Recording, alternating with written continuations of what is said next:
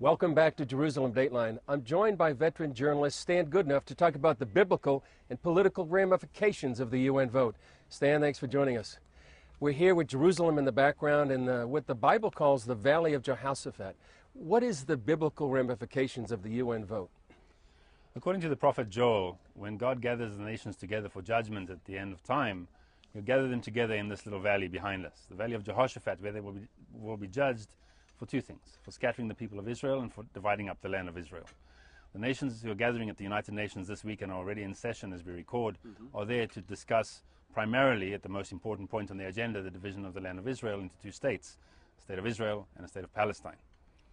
So, literally, do you think this is a decision time for these nations, and they're walking in a literal sense into the Valley of Decision?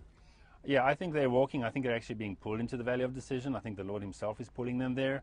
For decades, there has been ongoing and relentless pressure on this nation to surrender the land, to give in to the demands and dictates of people that are determined to destroy them.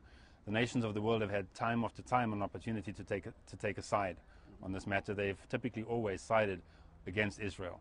Now we're at the moment of truth. Will they or will they not divide up the land? I think the Lord is bringing them into the valley. What's the political pressure that Israel's going under right now on the eve of the vote? Well, the Obama administration does not want the vote to take place in the United Nations. They believe this will stymie the peace process, as they call it. And they have sent envoys over here, special envoys, to meet with Prime Minister Netanyahu and with Mahmoud Abbas, the Palestinian Arab leader. They want to try and find a modus vivendi that they can move forward with negotiations and bypass the vote. I don't think they're going to succeed, because the international community is almost lock, stock and barrel behind the vote for Palestine, and I think Mahmoud Abbas realizes that. Right. And and from the perspective of the nations, what are they seeing? Are they seeing not necessarily walking into the Valley of Decision, but they see something that's due the Palestinians? Chris, I think perhaps where my attention is focused is on believers in the nations. Christians who are concerned about where their nations are going. They understand, many, not enough unfortunately, many understand that this is a fatal day for their nations. They're going to make a choice that will have eternal consequences for them as nations. And they are out on the streets. They have been this past week in Prague and in The Hague and in London and in South Africa and in my country. They've been out calling on their governments not to join in this vote, not to vote for the division of the land into Israel and Palestine, because they want their countries to avoid God's judgment for dividing the land. And you've been writing about this as well. What are you trying to communicate to Christians?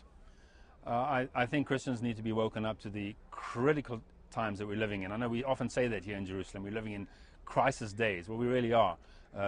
Whatever happens with this vote, the ensuing weeks and months, with the Middle East in turmoil, portend possibly explosions greater than we've even seen in the last 60, 70 years. So my word to my readers and to Christians, wherever I can speak to them, is get in touch with the Lord and find out what's happening and what our response should be to what's taking place. And as you said, the consequences could be very extreme and dire for Israel and for this whole region. Yes, they can be. The Middle East is in turmoil. We have flux all over the place. Turkey aligning itself with Egypt. The Egyptians going to a vote that could bring in more extremist politicians or Muslim leadership there. The Iranian threat continues to grow. Syria, the Syrian president is looking for an out as the whole world is against him. So we're really in a very critical time. Here we are. Thank you, Stan, for joining us, and I appreciate it very much. God bless you.